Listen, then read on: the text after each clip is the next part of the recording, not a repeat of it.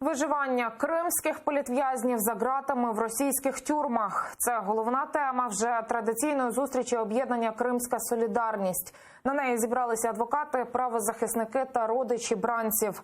Ледь не єдина хороша новина – звільнення з російських ґратів Рустема Ваїтова і Нурі Прімова. Вони 5 років відсиділи у колонії за надуманими звинуваченнями в тероризмі. Ну а в застінках окупантів досі залишаються ще понад сотня кримчан. Привітали після 5 років у неволі. На щомісячній зустрічі Кримської солідарності згадали про 2 звільнених політбранців кримських татар з Севастополя Рустема Ваїтова і Нурі Прімова. Днями сплив 5-річний термін їх ув'язнення. 2015 року російські окупанти безпідставно звинуватили їх в тероризмі і запроторили до російської колонії. Триматися у російських застінках їм допомогла підтримка співвітчизників. Їм писали листи і молилися за їхнє повернення.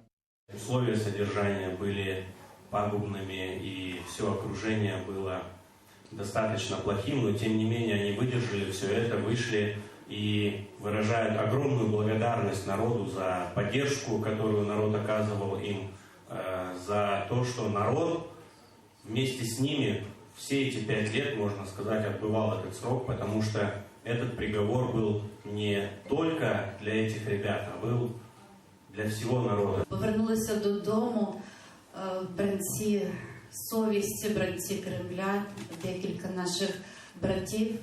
І я вітаю їх самих, вітаю їх родини і вітаю Джемат з цією подією.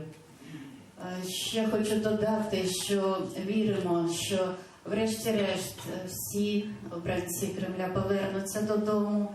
В Криму будуть мир та злагода.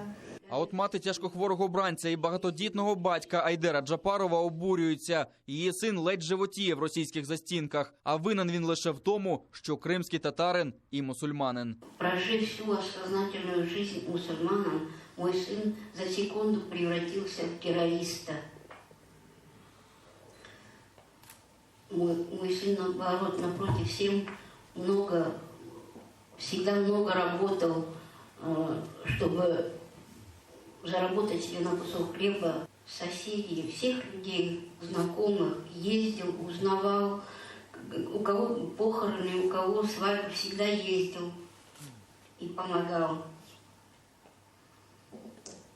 А его назвали террористом.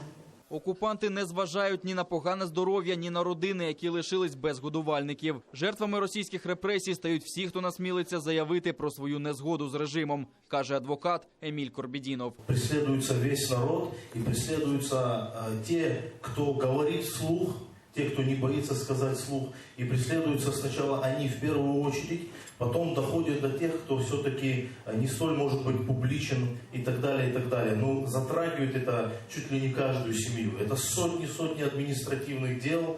Вот, затрагиваются адвокаты, правозащитники, стримеры, те, хто допомагає средствам масової інформації. Зараз в нелюдських умовах в російських буцегарнях та окупованому Криму утримуються близько 100 бранців Кремля. Загратовані, але не скорені кримські татари залишаються вірними собі та своєму народу. Владислав Стужук, Заман, АТР.